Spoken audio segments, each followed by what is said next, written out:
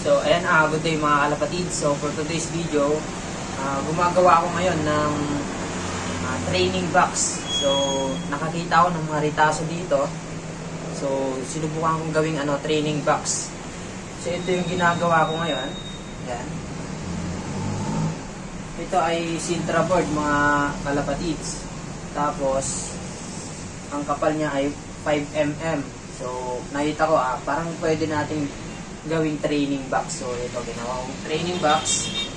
Ito yung pop tray niya. Ito yung paloob na to. Tapos, ito yung sukat niya mga kalapatids. So, ang sukat nito 23 inches. At ito naman ay 8.5 cm. So, kasyang-kasya yung ating mga ipod.